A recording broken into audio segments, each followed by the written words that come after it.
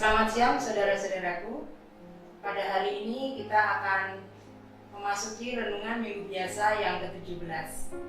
Renungan minggu ini akan dibawakan oleh Romo Barnabas, CSSR. Selamat siang Romo. Siang, Siwi.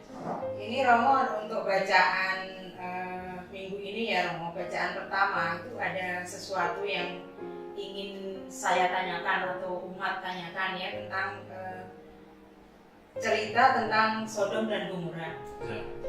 Di situ dituliskan bahwa Tuhan akan menyelamatkan kota Sodom dan Gomora kalau misalnya di kota itu ada kira-kira 10 orang baik saja. Itu bagaimana maksudnya Romo? Ya. Dalam bacaan itu terjadi percakapan antara Abraham dan Tuhan Allah, Yahweh. Nah, dalam percakapan itu Abraham itu dia sudah tahu bahwa di Sodom dan Gomora itu dua kota, dua tempat, boleh katakan kota yang jahat, sudah tanah hitam. Tetapi Abraham dia punya hati dengan manusia, maka terjadi dialog dengan Tuhan Allah, tawar menawar seperti semacam doa. Dia menyampaikan doa kepada Tuhan. Ini di dalam kota itu ada sekian orang yang baik, sampai yang terakhir itu ada 10 orang baik. Lalu dia minta Tuhan supaya Tuhan di sana ada 10 orang baik. Jangan itu kota itu dan manusia dimusnahkan. Dan yang terjadi adalah Tuhan Allah itu mendengarkan itu permintaan Abraham karena Allah itu mencintai manusia. Jadi Sodom dan Gomora dapat dikatakan tidak dapat dimusnahkan karena di sana masih ada yang baik, masih ada orang baik. Ya, saya kira itu mau dikatakan itu. Jadi Allah itu begitu mencintai manusia, Dia Maha Baik, Dia Maha Rahim, dan Dia tidak mau menghukum manusia, membunuh manusia, tapi Dia datang mau menyelamatkan manusia. Ya. Oke, baik Romo. Iya, itu mungkin ada terusannya dengan bacaan yang kedua ya, surat Rasul Paulus kepada jemaat di Kolose ya Romo ya, tentang bahwa Tuhan itu memakukan segala kesalahannya itu di kayu salibnya itu dengan kebangkitannya. Ya. Apakah begitu Romo ya? Dalam sejarah keselamatan kita tahu itu bahwa Allah yang kita yakini, Allah yang terus menerus itu mau menyelamatkan manusia, terutama dalam diri bangsa Israel. Beberapa kali bangsa Israel dihukum dan sebagainya, tapi Allah melalui para nabi Dia mengingatkan lagi supaya mereka bertobat dan diselamatkan.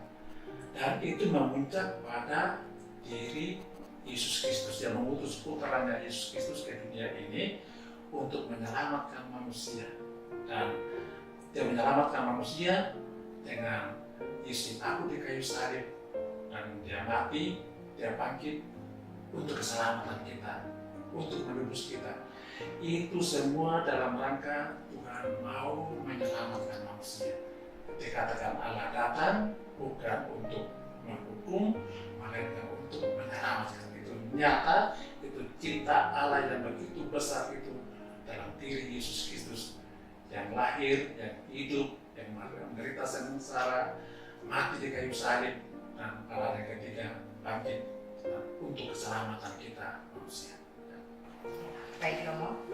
Sementara untuk bacaan Injil yang menurut Lukas ya Romo itu berbicara tentang doa-doa permohonan. Tentang doa permohonan dan berharap itu kita sebagai umat apa yang harus kita lakukan atau apa yang sebaiknya kita harap atau kita mohonkan kepada Tuhan Romo. Ya. Sebetulnya bacaan pertama dan bacaan Injil itu punya hubungan yang erat. Itu menyangkut hidup doa. Seorang yang percaya kepada Tuhan, dia memang harus senantiasa berdoa. Dan doa itu ada doa syukur, ada doa permohonan, terima kasih. Dan yang terjadi yang dalam bacaan pertama adalah doa dari pihak manusia, dan juga Yesus mengajarkan kepada para muridnya agar senantiasa itu berdoa, memohon kepada Tuhan dengan penuh iman, dan pasti Tuhan akan mengabulkan. Jadi kita manusia itu sebagai orang beriman senantiasa berdoa, berterima kasih, bersyukur, dan memohon. Dan kita tentu kita berdoa penuh harapan, dan orang berdoa penuh harapan pasti juga doa dikabulkan. Dan itu yang terjadi dalam pengalaman kita orang beriman. Terima kasih banyak Romo Ya. untuk renungannya Ya. kali ini. Nah, maka saya mengajak kita sebagai orang Katolik senantiasa berdoa, ya, senantiasa berdoa, doa syukur, doa memohon, orang prostangkat dan doa syafaat, terus menerus pasti Tuhan akan mengabulkannya. Kapan?